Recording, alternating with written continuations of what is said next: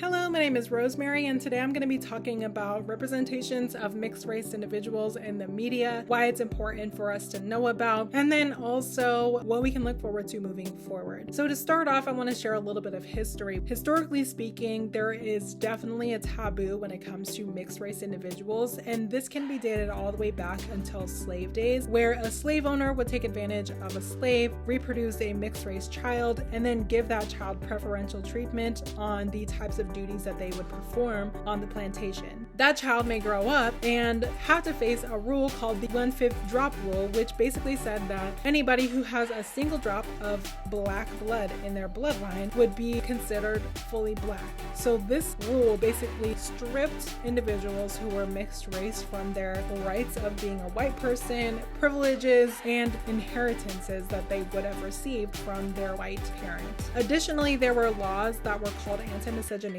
laws that prohibited people from marrying outside of their race. And these type of laws were actually legal in America until 1967 in the Loving versus Virginia case, which basically said that that type of law was unconstitutional. 1967 was not that long ago. One of the articles that I read from the Art Education Journal talked about how there is a paucity, if not a complete absence, of research that has examined the presence and experiences of mixed race individuals. I have found this to be so true because in my doing research, I found very little information about mixed race individuals. Most of the information that I found was about people's blackness and touched a little bit on mixed race individuals, or it was about their Asian identity and maybe touched on their whiteness or their mixed-ishness. With that being said, there is a famous representation, the tragic mulatto. The tragic mulatto was described by Mills as a biracial woman who provoked sympathy from white audiences, not because she was black, but because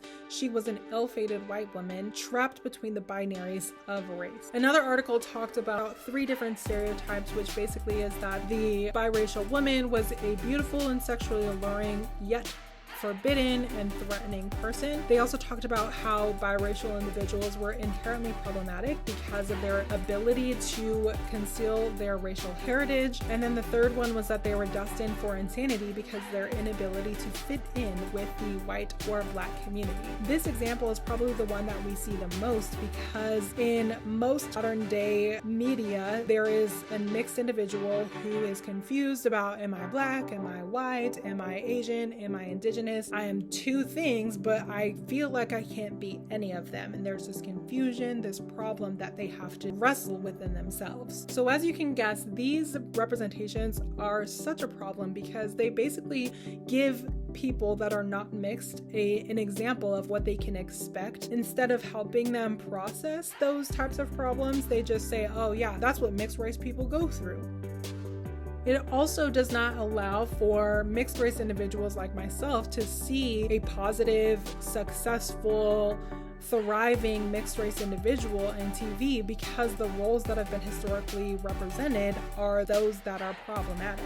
But looking forward, there are a few great examples that I want to share with you about media that is breaking some of these stereotypes. My favorite example is of Tracee Ellis Ross, who is a half white and half black doctor who is very successful and shares about her experience growing up and balancing both of these racial identities. Throughout the show, she encourages her kids to explore different things about themselves, that they don't have to be confined to the stereotypes that black people face. And she does this pulling from her experiences as a mixed race individual. Another example is from the TV show All American, where 2 of the students have a black father and a white mother who live in a wealthy environment and basically find their identity not just through their culture, but they explore going to their roots. And while there is some pieces that touch on some of that confusion, the main storyline is about